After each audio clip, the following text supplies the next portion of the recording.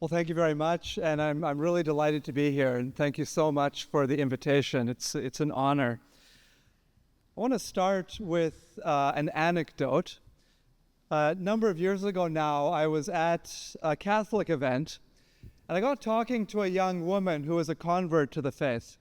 So she'd become a Christian as an adult, and she was telling me about her conversion experience, her conversion story. And it stemmed from a very powerful experience that she had had of God. And this experience, this religious experience she had, led her to the Catholic Church. And she was telling me that this experience was so important to her that she was willing to sacrifice a lot. And she was even willing to reject scientific truths in order to accept her new faith. Luckily, she enrolled in an RCIA program and started learning about the faith and realized that the Christian faith doesn't require you to check your mind at the door, and that the church encourages science and rejoices in science. But her starting point, I think, is very telling, that she had this assumption when she began her faith journey that at some point the intellectual life and the life of faith would come to a head, and then she would have to choose one of them. And her experience is so powerful that she was willing to choose her faith, but it has a happy ending, obviously, that story. And so I think this is the conception that she had, and a conception that a lot of people in our culture have about how, let's say, knowledge and belief and faith are related to each other. So typically we think of knowledge as being generated by reason. It's something rational. It's something objective. What's true for me is true for everyone. What I know through knowledge, you know through knowledge. We have access to the same objective world. And it's scientific. The best way of getting at knowledge is through the scientific method. And often in our culture, that's contrasted with belief. And belief is seen as inherently irrational. It's not the product of reason. It's purely subjective. So you have your beliefs, I have my beliefs, she has her beliefs. And there's no point in trying to figure out which is true, because your truth is your truth and my truth is my truth, and so on. And at best, it's seen as being extra scientific, so having nothing to do with science. And at worst, it's seen as being anti-scientific, where you have to make a choice between them, because at some point they'll come into inevitable conflict.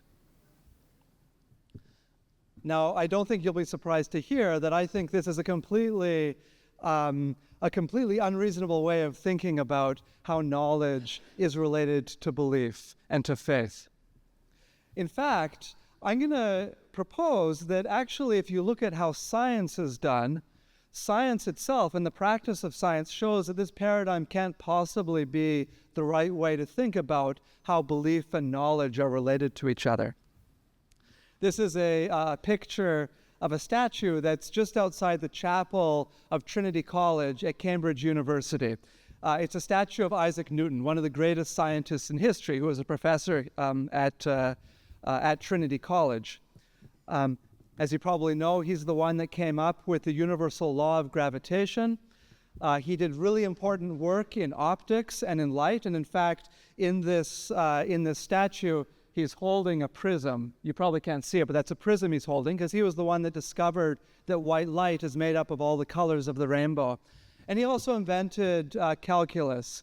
I don't know if there are any high school seniors here, but if you're struggling through calculus, you can blame Isaac Newton, because he more or less single-handedly invented calculus in the 17th century.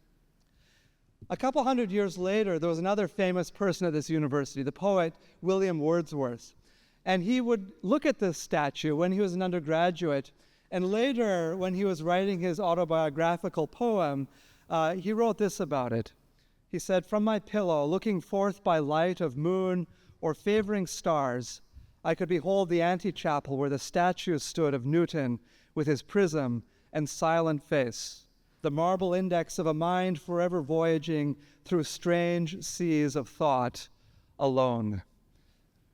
It's a haunting, beautiful set of verses giving us this image of the scientist kind of with his pure reason voyaging into these seas of thought, figuring things out about the universe through his intellect. And certainly Isaac Newton was someone that worked in a solitary way. He figured out a lot on his own.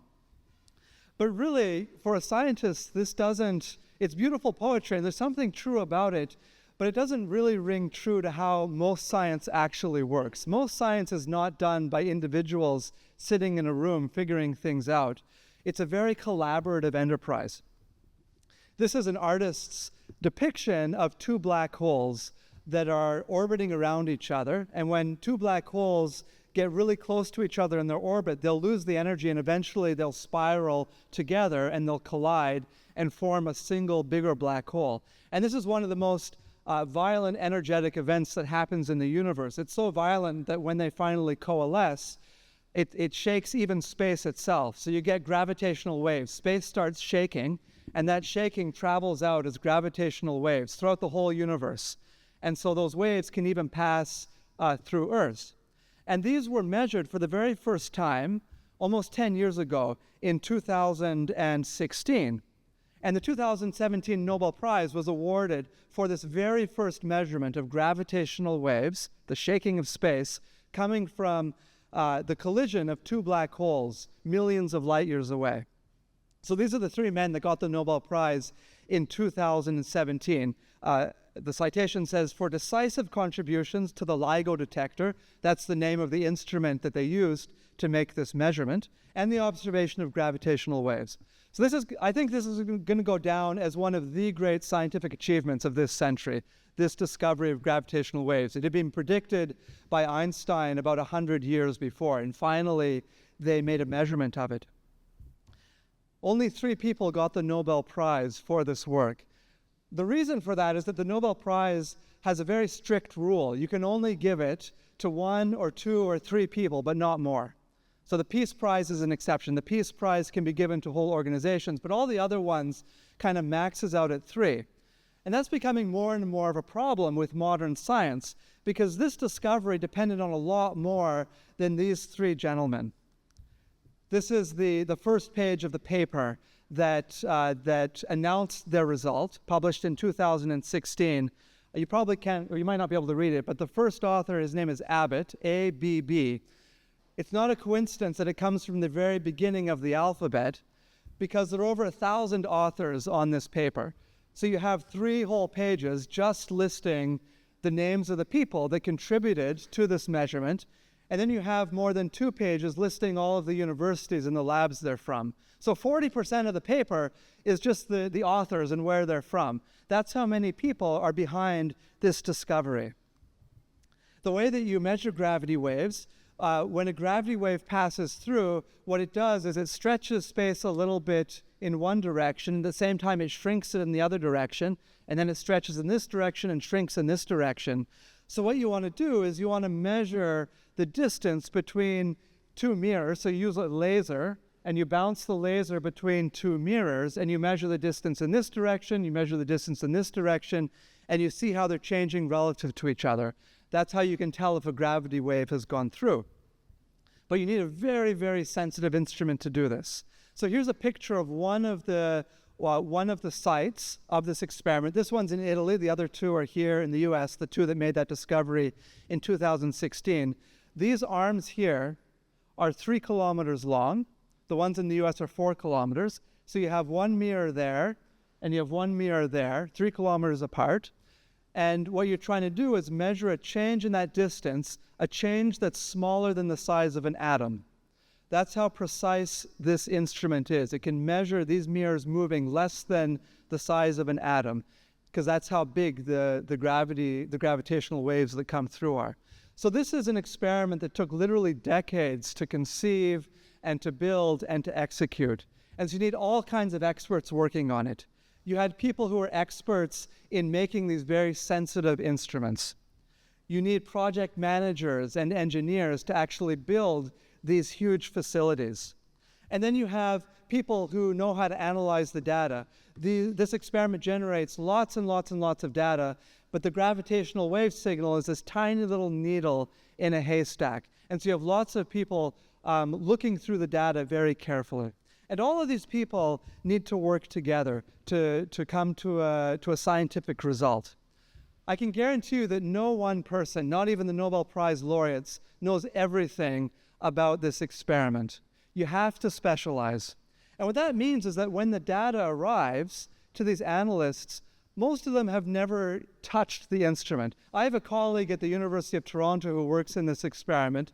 She's a data analyst. She told me once she's never even visited any of these sites. She'd love to visit, but she's just never visited because she doesn't need to. What it means, though, is that when she and her colleagues get the data, they need to take it on trust that the data has come from this instrument, and that the instrument was built properly, and that the instrument was calibrated properly, and so on and so forth. And even in the analysis, there are different aspects that need to be analyzed. So the scientists are continually communicating with each other, and in short, they need to trust each other in order to make progress. They need to believe each other in order to do science. Of course, good scientists double check. So you have, 2 or 3 people working on the same thing to double check your results. But at the end of the day, it's completely impossible for one person to do everything. You need to rely on your colleagues. You need to trust each other. You need to believe in them. This is the Simons Observatory. This is a new suite of telescopes being built in northern Chile. This is the project that I work on. This telescope is for learning about cosmology, learning about the very early universe. And it's currently under construction, as you can see. This picture is a few months old, but it's still being commissioned. We're not quite as large as the gravitational wave experiment, but we're more than 400 people. So this is a picture from our last face-to-face meeting, which is actually here in Chicago. This is a picture from the University of Chicago. That is me there. I'm currently the chair of the membership panel of this collaboration, so I see all of the applications of scientists that want to join. And we're now over 400 people. And just like the LIGO-Virgo collaboration, no one of us knows everything about this observatory. We have to be communicating with each other. We have to put our trust in each other. I went and looked at our calendar. We have about 20 meetings every week. Now, none of us goes to all of them. We wouldn't get any work done. We have collaboration-wide meetings, kind of countless emails and Slack messages. So science is highly collaborative, and it involves belief all the time. We need to trust one another. Even Isaac Newton, who worked in comparative isolation, once said this. It's a famous quote: "If I have seen further, it is by standing on the shoulders of giants." His theory of gravitation, one of the things he needed to come up with this theory was very precise measurements of the planets and how the planets move across the sky from night to night. He didn't make those measurements on his own. He took the data that other people had painstakingly made over years. He took those results and he used them. In other words, he believed that the data that he had gotten had been taken properly. He didn't feel the need to go and make them himself. They were very difficult measurements to make, so it would have taken him a while to actually figure out how to do them to the same precision that had been done. But he thought it was completely reasonable to believe in the work of other scientists in order to do his own work. So every day in science, we're always using belief. Without belief, we couldn't make progress. And if you think about your own knowledge, a lot of your own body of knowledge comes from belief. Most of what we know because other people have told us, and we choose to believe it. So for instance, I've never been to Athens, but people have shown me pictures of Athens and told me this is a picture of Athens, and I've seen maps where there's a dot and it has the word Athens next to it, and I've read about history that mentions Athens, and so I'm very confident that Athens exists. I don't consider it irrational to say that Athens exists simply because I know it only based on belief. And of course, I could go to Athens to kind of verify for myself. I'd very much like to go to Athens, in fact, but I don't feel I need to go there in order to know that Athens exists. There's some kinds of knowledge that you can't even in principle verify for yourself. So historical knowledge, for instance. So since I'm in America, I'll give an American example. So George Washington crossed the Delaware River. on Christmas night. Was it 1776? Okay, I got that right. All of us only know that on the testimony of historical records. It's purely a matter of belief. There's no other way that we could know it, right? And that's the case for all history. Obviously, history is about more than just historical facts, but it's rooted in these historical facts that we receive through belief. Or think of something you do every day. We all know that washing your hands is an effective way of preventing disease from spreading. Well, how do we know that? This was only discovered in the 19th century. I don't know if you know that. Before the 19th century, people had no idea that hygiene of the hands had anything to do with your health. So it was only discovered by doctors and nurses who were kind of observing carefully different practices in different places that people figured out that washing your hands is a good thing to do for your health. Today, this is part of our common knowledge, right? But if you think about how do we know that? Well, it's really we're basing it on belief from medical practitioners or from our parents or whoever told us to wash your hands. Well, here's another one. I think this one is from St. Augustine. I haven't been able to find the reference, so if anyone knows, tell me where St. Augustine says this if he did. How do you know who your father is? Most of us know who our father is because our parents told us, our mother told us, our father told us.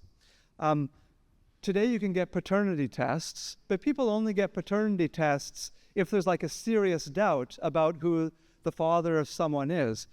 So the fact is that we all implicitly take belief as a perfectly rational way of learning about the world. None of us really questions our mother or our father when they say, this is your father. Right? So we constantly live our lives under this assumption, which is usually implicit, that belief is perfectly rational. Right? So that's why I think this diagram that I drew is completely inadequate for thinking about how knowledge and belief relate to each other. Belief is certainly not irrational. At least we certainly don't treat it as irrational. We couldn't live our lives if we didn't consider belief to be a rational way of acquiring knowledge.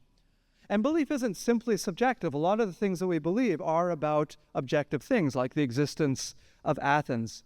And it's definitely not anti or extra scientific. It's really part of the scientific method, relies upon continual belief within the scientific community. Now, of course, it's a well thought out belief, but it's belief nonetheless. I've also been using the word belief. There's also this question, well, what's faith? How does that relate to belief? So I'll come back to this because I like making a distinction between belief in the way that I've been talking about it and faith. So here's a new diagram. You might be able to tell I like diagrams. So here's a new diagram for how to think about knowledge and belief. And I put faith at the top, tellingly. I'll come back to faith. But I think it's better to think of knowledge and belief as interlocking rational activities. Some things we know because we've come to that knowledge ourselves. A lot of things that we know, it's through belief. They're interlocking.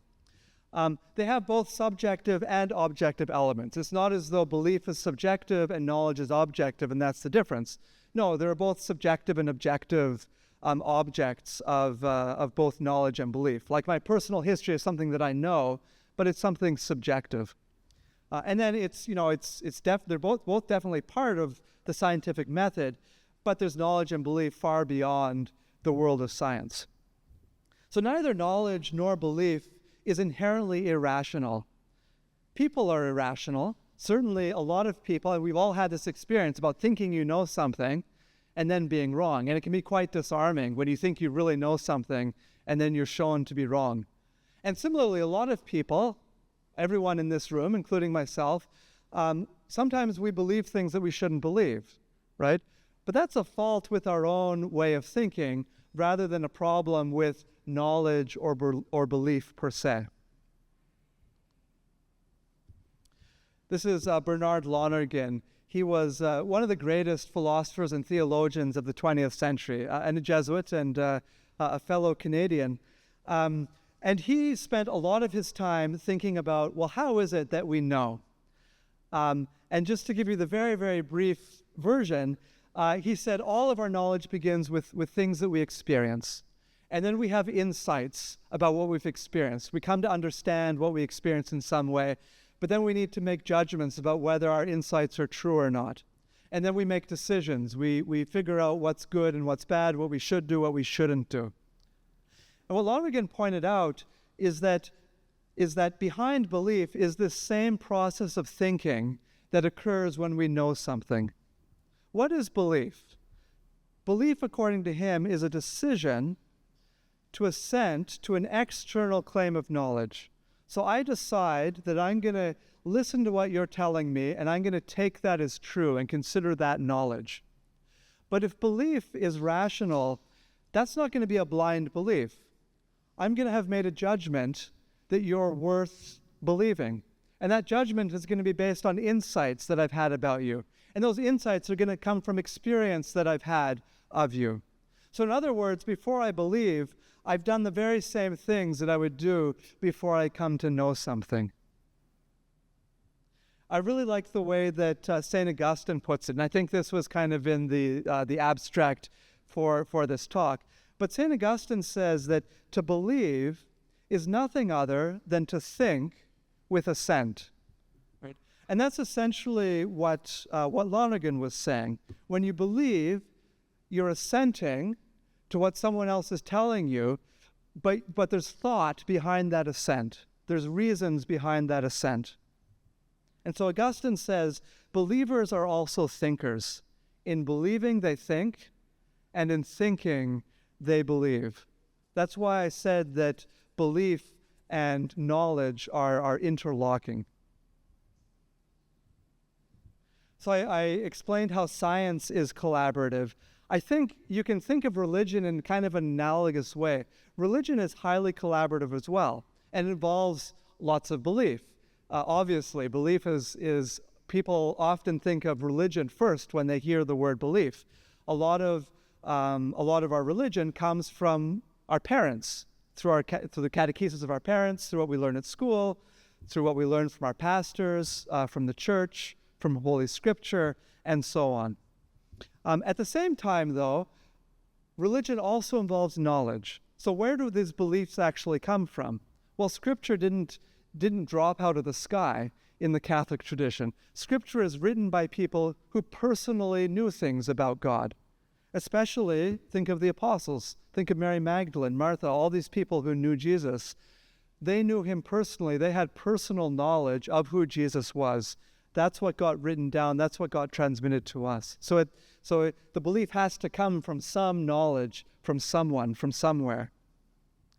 Today, though, each of us has some knowledge of God that isn't based purely in belief. We know God through our own experience of prayer. We know God through participation in the sacramental life. We know God through our various religious experience, maybe an experience you've had of God in nature, and so on and so forth. That's a kind of knowledge that's part of religion. It's not all simply belief, even if a large part of it is. And then in the Catholic tradition, there's also this conviction that human reason is capable of knowing certain things about God. You'll often hear people say you can't prove that God exists, or you can't prove anything about God. It's all a matter of faith. That's actually not a Catholic understanding of what human reason is capable of. Back in the 19th century, a lot of today's discourse about faith and reason kind of comes from philosophies in the 19th century. So back in the 19th century, the church had to figure out, well, how do we explain this? How do we explain what the church says about knowledge and faith and belief and so on? So that was one of the big jobs of the First Vatican Council. We're all very familiar with the Second Vatican Council, but the First Vatican Council said some very important things about knowledge and belief. And one thing that the council taught, and it isn't a novelty to the council, it's really just making official what the church has always been doing. The council says the church holds and teaches that God, the source and end of all things, can be known with certainty from the consideration of created things by the natural power of human reason.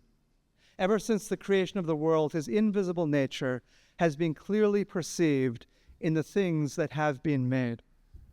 The last part of this quote is they're quoting Paul from the first chapter of his letter to the Romans. So this is kind of based in Scripture. But it's a very positive view of human reason. What the council is saying, it is possible for human reason to come to knowledge of God's existence. It didn't say what the argument was. It didn't endorse a particular argument for God's existence. It didn't say that everyone would always be convinced by it. It didn't say that it would remove every doubt that people have about God. But it did make this affirmation in the dignity and the power of human reason to know at least something about God. As you all know, though, human reason is limited, right? We can only know so much. And what we can know about God simply through philosophy is very limited. And so the council also wanted to make clear that we're not just a religion of reason, but there's also faith involved. Ultimately, our religion is about having a relationship with God. And it's very different knowing that someone exists from actually having a relationship with that person. And you can't really have a relationship with someone unless that person talks to you, right? And that's what revelation is. Revelation is God talking to us. Revelation is God telling us who he is, telling us how we can enter into a relationship with him. And of course, Jesus Christ is the summit of God's revelation, the Son of God showing us who the Father is, right? And so human reason, we can kind of reach out. We can kind of reach towards God. We can know that he exists in some general way. But to actually know God and to enter into the divine life requires God reaching down to us. So the reason divine revelation is necessary is that God directed human beings to a supernatural end. That is a sharing in the good things of God that utterly surpasses the understanding of the human mind. I'm not dating myself by a Rolling Stones reference because they predate me by a good amount, but this reminds me of the song Satisfaction, which was a bit controversial at the time when it came out. But what did the Rolling Stones say? I try and I try and I try and I try and I can't get no satisfaction.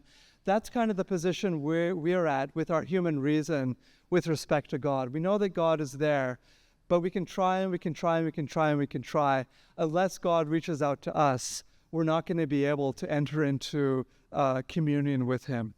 And that's what faith is. Faith is the gift of God, the free gift of God, helping us to understand who he is and drawing us closer to him. The classic Bible verse for this is from the first verse of Hebrews 11. Faith is the assurance of things hoped for, the conviction of things not seen. You hope for something that you don't have. We hope for goods that are beyond our reach, right? And that's what faith is about. It's hoping for things that are beyond us. It's the conviction of things not seen. We can know about what we can see, what we can experience, as Bernard Lonergan would say. But having conviction of what's beyond our capacity to see is where faith comes in. Pascal put it this way, Blaise Pascal, the heart has its reasons of which reason knows not. Right? Faith is this knowledge that God gives us that goes beyond what we can do through our own limited human rationality. And I really like this definition to go back to Lonergan. Faith is the knowledge born of religious love, right? So we cry out, Abba, Father, because the Holy Spirit has been poured into our hearts, as Paul says in the letter to the Romans, right? And faith is that knowledge that comes from God telling us who he is, God sharing his life with us in the sacraments. And John Paul II, moving beyond the stage of simple believing, so here he's referencing that kind of believing that I was talking about earlier, that kind of believing that scientists do or that we do when we learn history or washing hands and so on. Moving beyond that stage of simple believing, Christian faith immerses human beings in the order of grace, which enables them to share in the mystery of Christ, which in turn offers them a true and coherent knowledge of the triune God.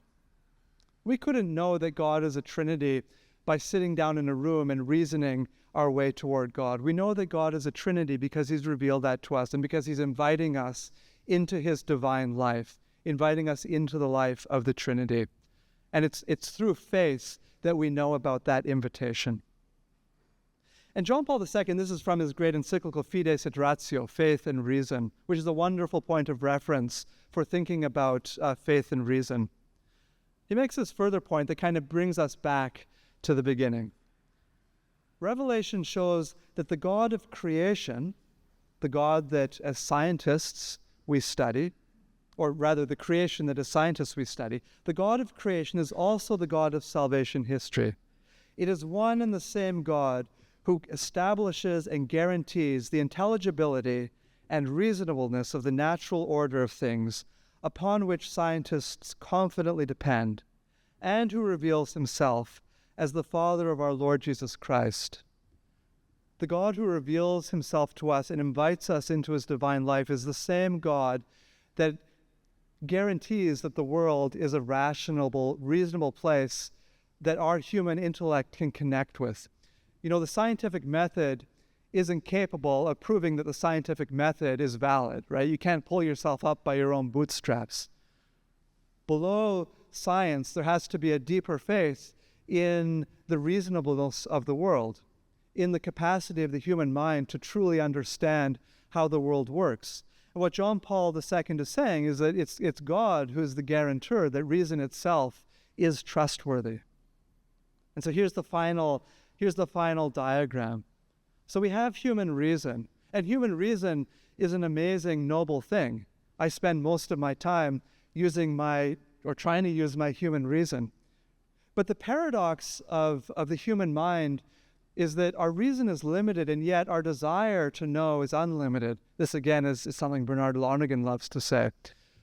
So we're limited, and yet we yearn to go beyond the limits. That's the paradox of human knowledge. It's always striving beyond itself. We desire what's limitless. We desire God, in short. And so we strive towards faith, and faith is God meeting us and drawing our knowledge towards him. And at the same time, faith is the very ground, as John Paul II said, faith is the very ground for trusting reason and for pursuing reason. Gives us, perhaps, for those of us who are people of faith, even the impetus to become more reasonable, to become better knowers. Let me finish with this anecdote or legend about St. Augustine that doubtless some of you have heard before, where in the legend, St. Augustine was famous for writing about the Trinity and trying to figure out how to describe the Holy Trinity using human analogies, using human reason. So St. Augustine is walking along the beach, and he sees a little boy, and the little boy has made a hole in the sand, and he has a seashell, and he's taking water from the ocean and putting it in the hole. And St. Augustine says, well, what are you doing? And the boy says, well, I'm going to take the ocean and put it in this hole.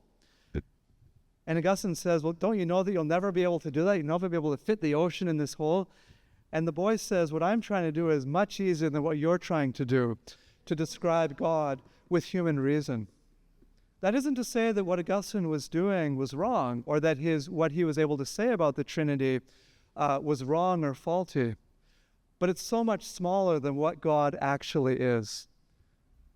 In our little corner of the universe, it's a great and a noble thing and a worthwhile thing, as I said in the homily at Mass. It's a worthwhile and good thing for us to use our human reason to try and know more about this world and about God. But ultimately, it's a little hole that we're trying to cram it into, and we need God to help us to get drawn deeper and deeper and deeper into that everlasting ocean.